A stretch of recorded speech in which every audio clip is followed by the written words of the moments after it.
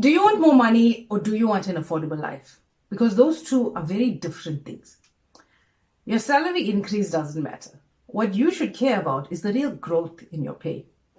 Hi, my name is Yolanda and welcome to this channel. On this channel, I give you easy, actionable tips, content, and strategies that you can use to manage money well, live abundantly, and build generational wealth. Now, the price of goods and services are rising, and we all want, possibly need, or maybe we think we need a salary increase. But what if I told you that you could live with 20,000 Rand a month, pay your rent, pay your bond, 2 cars in the garage, on finance, kids in private school, private healthcare, and overseas holiday every year, every second year, and you can do all of that on 20,000 Rand a month? Would you be happy with 20,000? Or would you want 40, 50, 60,000 Rand a month and barely make it on a middle class lifestyle? Now, we are seeing a lot of strikes happening in South Africa. Civil servants are striking, demanding a 10% increase. SARS employees are striking. The mines are even striking heavily, and the Minister of Minerals has even threatened to pull the mining license of that specific mine. For some companies, it's their personal choice to give their employees a raise. For others, it is forced. And I bet many of you watching me right now, you believe that the raising salaries or even a raising minimum wage will help people combat the skyrocketing cost of living, possibly even take money from the super rich in our country. And there's plenty of people that think that taking money away from the rich people is a great idea. But you know what? Increasing salaries only hurt people like you and I. At the end of the day, companies are going to pay folks more money. They're going to raise their prices to ensure they maintain the same profit margins, and these higher prices are what you and I are going to have to pay. Now combine these product price increases with salary increases. Combine that with the rising energy costs. Our main supply of energy in South Africa is Eskom. And right now, Eskom is making increases every year by 15%. In fact, they want to push it up higher, but the regulator basically brings them down to 15%. So from a manufacturing point of view, a 15% increase has to be factored into the price. That's another driver of inflation. That's devaluing the very salary that you're working for, day in and day out. So you could be earning 50,000 Rand on the 1st of January, another 15,000 Rand by the 1st of December or the end of December, but the buying power of that 50,000 Rand is completely different. Because in between, from January to December, there have been massive increases in the prices in our supply chain. Increasing labor, increases in manufacturing of goods and services, increasing energy costs, fuel costs. Around 33% of our fuel goes towards taxes. Another driver of inflation in our country is taxes. But this is an example of a business broker that shared on social media recently. Look at what we pay in taxes. Now, if I'm not able to maintain my 30% profit margin, then what's the point of running a business? Let me take my money, let me go somewhere else. If I want to stay in the SADC region, let me go to Mozambique, Namibia, Botswana. Botswana is very business friendly. I wanted a better standard of living, maybe the United States, UK, pay those high taxes, but get a better standard of living. And this is the problem we have now, where we can't get foreign direct investment because of the various elements that are driving up the cost of production, including higher taxes. In my opinion, the biggest drivers of production side inflation in South Africa are one, high taxes, because if you pay less taxes to the thieving government, there would be more money in our pocket.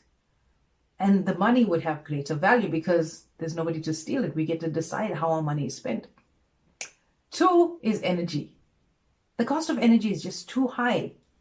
Combine that with the high taxes within the energy prices and mismanagement of those funds. And three, salary increases without the equivalent exchange in value. Remember that business owners and entrepreneurs, they need an incentive to go out and create goods and services every day. And if they don't have that incentive, they won't add value to society. Then the products that we know and love are going to go away. And we saw that recently with the lockdowns. I mean, a lot of our places, our favorite places, were just no longer there because they couldn't exchange value. Their bills were piling up. They had no customers, and that customer was their incentive. Imagine if Eskom had financial incentive. Would we still have load shedding? They have no financial incentive currently because when they want money, the government gives it to them. They can get money easily. They have zero financial incentive to provide us, the user, with value in exchange for money. And that, boys and girls, is socialism, and that's a discussion for another day. And then the salary increases without the equivalent value exchange. But everybody wants to get paid more. And when that happens, what happens to inflation? Eventually, the costs go up and your buying power stays the same. And that's it right there. People that sit there and say, oh, minimum wage should have been raised years ago. Raise it every year.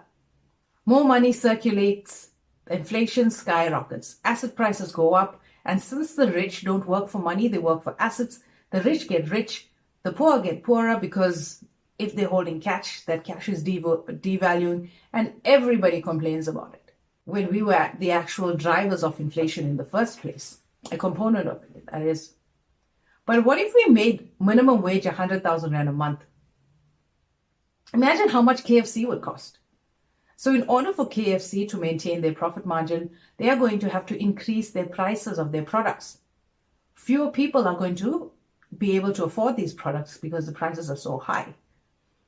And because fewer people are buying the products, the company will not be productive anymore. Stores will slowly start shutting down, and this will effectively affect other parts of the KFC supply chain.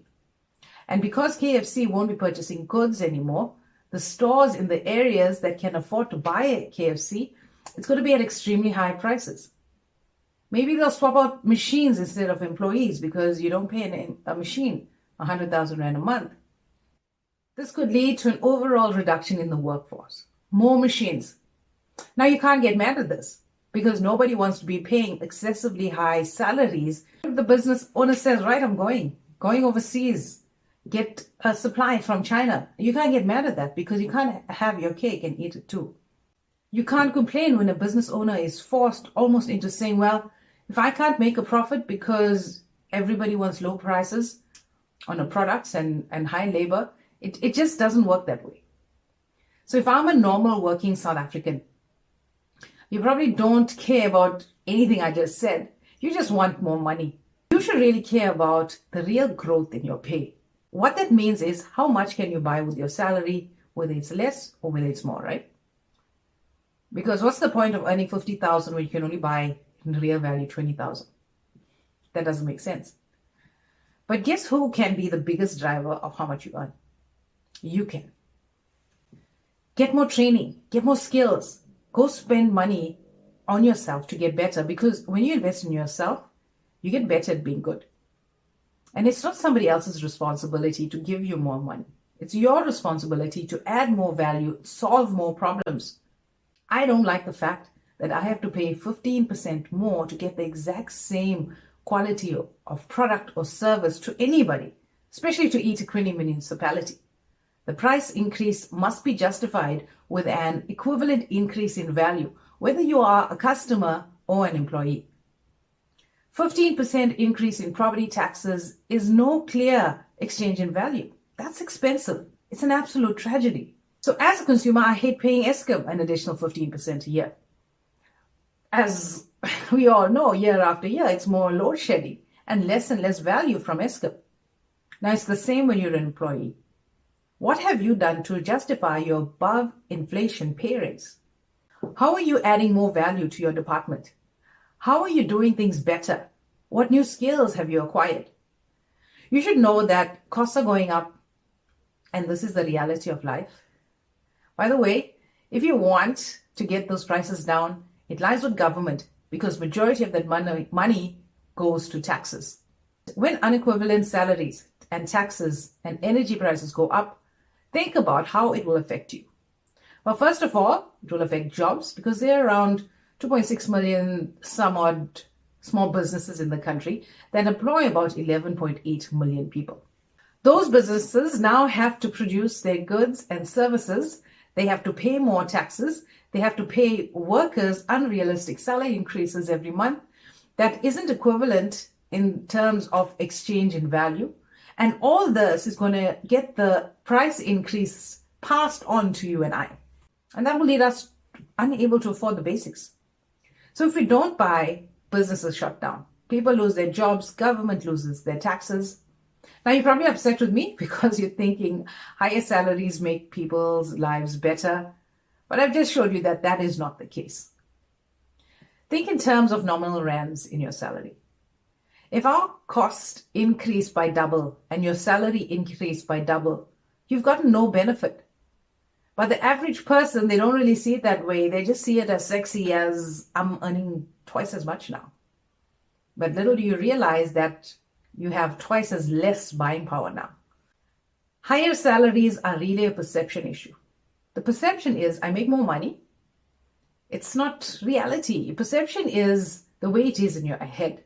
But in actual reality, take a step back. If a loaf of bread is 10 Rand today and 20 Rand tomorrow, and if you earn 100 Rand today and 200 Rand tomorrow, that's still a 10% margin. It's the same amount of buying power. I'm not okay with government saying to pay people more just because it makes all the costs of everything go higher. Let's look at it this way.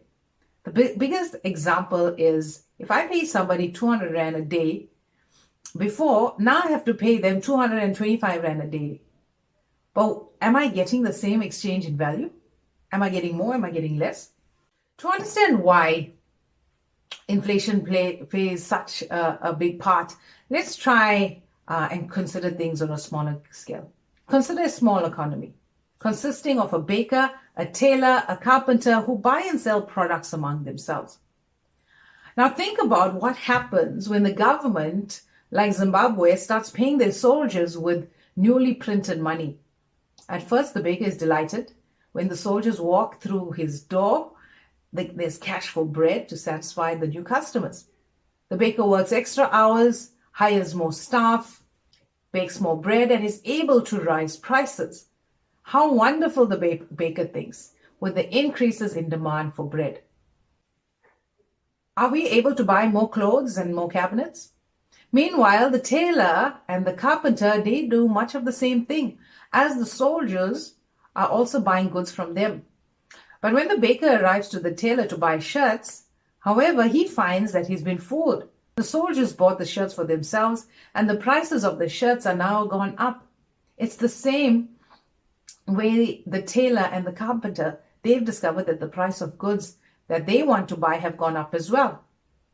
So although they are earning more rands, their real wages, the amount of goods that the baker, the tailor, and the carpenter can buy with these rands have decreased. When the government wants to buy goods or service, it faces higher prices as well. So it has to print more money to buy more goods as before. Now, we really don't have that problem of money printing in South Africa. However, we did have a little bit of quantitative easing in 2020 when the Reserve Bank printed some money and bought government retail bonds, not in the same extent as other countries do. Moreover, when this new money enters the economy, the banker, for example, is now in the race to go to the tailor and to the carpenter to get his money spent before the prices go up again. But unfortunately, the tailor and the carpenter, they are likely to have the same idea. And the result is that the prices increase even more quickly than the first time. Eventually, there's more money in circulation. Welfare starts happening. Government starts giving out all of this free money to buy goods. The baker, the tailor, and the carpenter, they don't catch on. They come to expect and prepare for inflation. Instead, they're working extra hours. The baker and the tailor and the carpenter, they will realize that by the time they get to spend their money, the goods that they want to buy, the prices on them have already increased. And knowing this, the baker and the tailor and the carpenter will no longer be happy to see the soldiers entering their shop, waving fistful of rands, and they'll no longer want to work extra hours, making more bread, selling more clothes, and building more cabinets. This is the parable of inflation. So inflation is kind of like a drug. The drug stimulates at first, But then you need more and more to get the same stimulus until you need the drug just to be normal.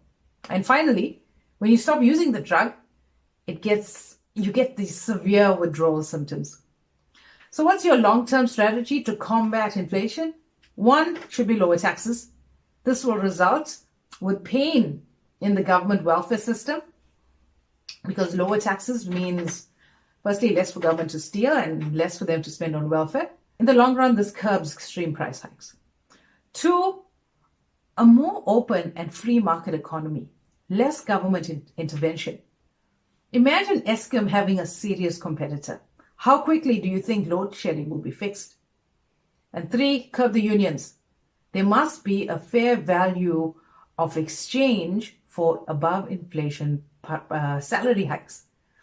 If inflation is under control, there wouldn't be a demand for above inflation price hikes. In the short term, you got to become indispensable at work. No shirking. Be the best employee you can be. There'll be a time for staff reduction. Okay, it's almost impossible in the South African environment. So be so good that nobody wants to put you on that list. Two, you need to upskill yourself. And I don't mean to go study, because study can be expensive, but you can learn skills. You can learn it for free. One, you're watching this video. So there are tons of videos all around where you can learn different things. And three, you got to start a side hustle. Sell something. Even if it's something small, whether it's giving you an extra $500 a week, it helps. Every little cent helps. Okay, even if it's only to your friends and family, that can help. And lastly, number four, get rid of your cash. And I don't mean spend it. I mean, put it in a form where it's shielding from inflation, such as an investment. And if you're ready to invest, reach out. I'll be happy to help you out.